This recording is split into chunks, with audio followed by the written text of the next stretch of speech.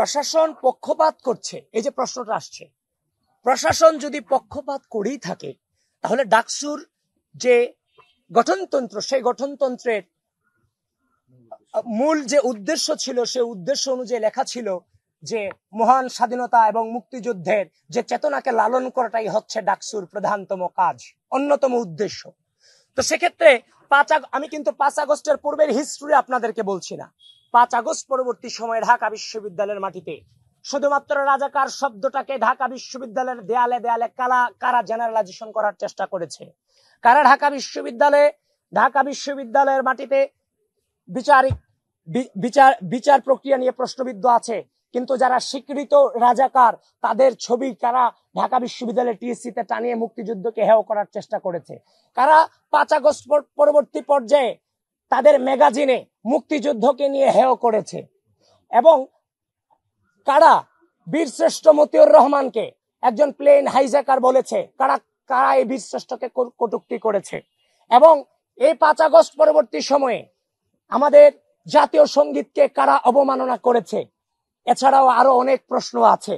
তাহলে এই যে প্রশ্নগুলা করছে, আমি তো এখন আপনারা অনেক হয়তোবা কেউ প্রশ্ন করতে পারেন আমরা ইতিহাসের কথা বলছি কিনা। আমরা ইতিহাস বলছি না, এগুলো আমরা মুখোমুখি হয়েছে এই পরিস্থিতিগুলোর 5 আগস্ট পরবর্তী সময়ে। সুতরাং ঢাকা বিশ্ববিদ্যালয়ের মাটি থেকে যারা মুক্তিযুদ্ধকে হেয় করার চেষ্টা করে গেছে বারংবার 5 আগস্ট পরবর্তী সময়ে, তাদেরকে নির্বাচন প্রক্রিয়াতে এন্ট্রি এবং সুযোগ দিয়ে ঢাকা বিশ্ববিদ্যালয় প্রশাসন শুরুতেই তাদের পক্ষপাতিত্ব করেছে। যদি আপনারা বলেন যে পক্ষপাতিত্বের কথা আমাদের এগেইনস্টে, আর মেয়েদের কথা যেটা বলছেন, আমি খুব পোলাইটলি আপনাদেরকে বলছি, আমরা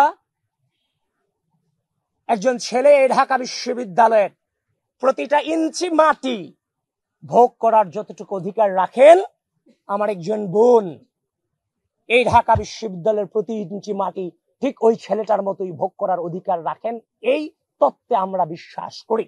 এবং সেজন্য আমরা প্রশাসনকে আহ্বান জানিয়েছি, এই ঢাকা বিশ্ববিদ্যালয়ে এক হলের মেয়ে আরেক হলে যে প্রবেশ করতে পারে না, এই যে কালাকানুন, এবং একটা মেয়ে যখন অসুস্থ হয় তার বাবা মাকে পর্যন্ত ভিতরে যে ঢুকতে দেওয়া হয় না, মাকে পর্যন্ত ভিতরে ঢুকতে দেওয়া হয় না, এই কালাকানুন গুলো বাতিল করুন। এবং রাত 2টার পরে মেয়েদের যে মেইন গেটগুলো, ফ্লোরের যে মেইন গেটগুলো আমি যতটুকু জানি বন্ধ করে দেয়, এক প্রকার জেলখানা, যে মাঠেও আসতে পারে না, এই ধরনের যত কালাকানুন, এগুলোর বিরুদ্ধে আমরা বারংবার উদ্যোগ নিয়েছি, কথা বলেছি, গলা জারি রেখেছি, কণ্ঠ জারি রেখেছি। সুতরাং আমাদের বোনদের ব্যাপারে, আমি আবারও বলছি, আমাদের বোনদের অধিকারের ব্যাপারে আমরা যথেষ্ট সচেতন এবং জিরো টলারেন্স নীতি অবলম্বন করি। এই ঢাকা বিশ্ববিদ্যালয়ের মাটিতে আমরা বেঁচে থাকতে আমার কোনো বোন হেয় প্রতিপন্ন হবে, সেটা আমরা কখনোই বরদাস্ত করব না, সেই নীতিতে আমরা বিশ্বাস করি। যেটা অভিযোগ দেওয়া হচ্ছে টোটালটাই অপপ্রচার, টোটালটা। আপনারা এটাও জেনে থাকবেন, সেদিন শিবিরের যে প্রোগ্রাম ছিল টিএসসিতে, একটা ছেলে শিবিরের প্রোগ্রাম থেকে একজন মেয়ের টিএসসিতে তার শরীরের অবয়বের ছবি জুম করে করে তুলছিল। যখন তাকে দৌড়ানো দেওয়া হলো, তখন সে কিন্তু শিবিরের প্রোগ্রামে চলে গিয়েছিল। তাকে ধরে আনা হলো, ধরে আনার পর যখন তাকে জিজ্ঞাসা করা হলো তার নাম কি, সে তার নাম বলেছে 6টা, তার আইডি ছিল 4টা, আর পেজ ছিল তার 2টা, সব ফেক। পরবর্তীতে শিবিরের সাথে সংশ্লিষ্টতা ছিল। সুতরাং স্পষ্ট প্রমাণ আছে নারীদেরকে বারংবার কারা 5 আগস্ট পরবর্তী পর্যায়ে হেনস্থা করেছে।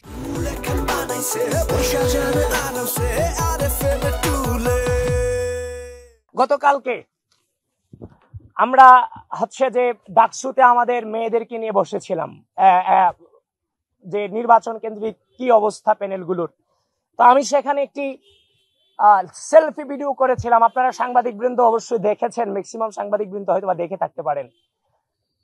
অত্যন্ত আশঙ্কার বিষয়, সেখানে অনেকে কমেন্ট করেছে, অনেকে না, কিছু সংখ্যক রিয়েল আইডি দিয়ে কমেন্ট করা হয়েছে যে রাতের রানী। পরবর্তীতে তার যখন ফেসবুক আইডি ঘাটতে গেলাম, গিয়ে দেখলাম সে লিখছে বাংলাদেশ জামাত ইসলামী জিন্দাবাদ।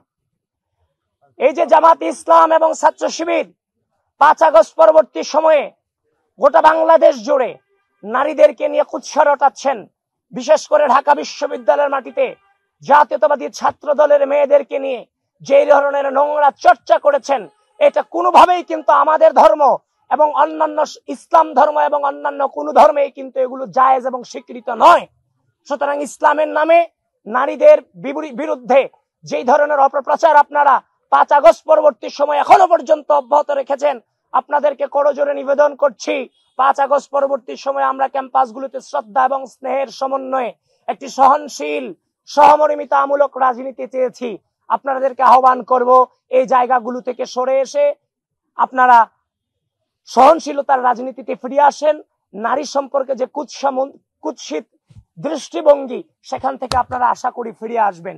কারণ এটা প্রথম নয়, ঢাকা বিশ্ববিদ্যালয়ের আপনারা জেনে থাকবেন, ঢাকা বিশ্ববিদ্যালয়ের এই যে গ্রুপগুলোর নাম একটু আগে বলেছি, সেই গ্রুপগুলোতে ঢাকা বিশ্ববিদ্যালয়ে পোস্টার লাগানোর কারণে আমাদের মেয়েদেরকে নিয়ে মানে রিয়েল আইডি দিয়ে ঢাকা বিশ্ববিদ্যালয় গ্রুপে যেই ধরনের নোংরা অপপ্রচার করা হয়েছে, ঢাকা বিশ্ববিদ্যালয় প্রক্টর বরাবর আমরা সেই তখন থেকেই ওই আইডি গুলো দিয়ে অভিযোগ দিয়েছি, কিন্তু ঢাকা বিশ্ববিদ্যালয় প্রক্টর এবং ঢাকা বিশ্ববিদ্যালয় প্রশাসন সেই ছেলেগুলোকে চিহ্নিত করতে পারলেও তাদের বিরুদ্ধে কোনো ব্যবস্থা গ্রহণ করতে পারেনি, যেটা এখনো পর্যন্ত বিদ্যমান আছে সেই ব্যবস্থা গ্রহণ না করার কারণে। 21 হল, জসিমউদ্দিন হল সহ অন্যান্য 71 হল সহ অন্যান্য সকল হল থেকে আমরা একটু আগে আমরা হলের প্যানেল নিয়ে বসেছি, আমরা অভিযোগ পেয়েছি আগে ছাত্রলীগ করতো গেস্ট রুম গণরুম কালচার, এখন আমরা শুনতেছি যে মুড়ি পার্টির কালচার।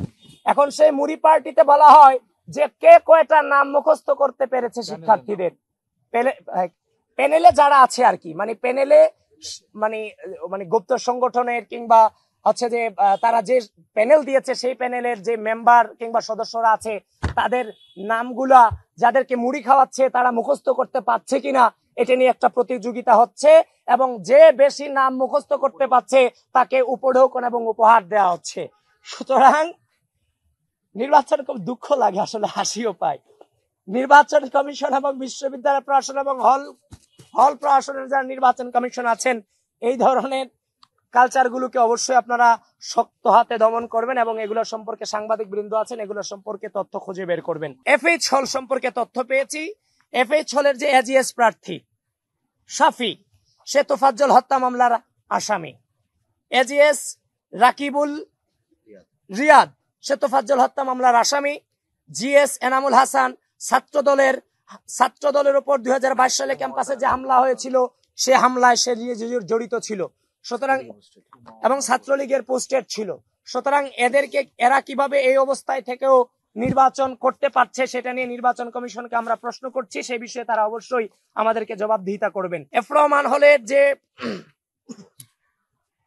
গুপ্ত শিবির এবং বাকশাস যারা ক্যান্ডিডেট আছে তাদেরকে এফ রহমান হলের প্রভুত সরাসরি পক্ষপাতিত্ব করছেন, প্যাট্রোনাইজ করছেন।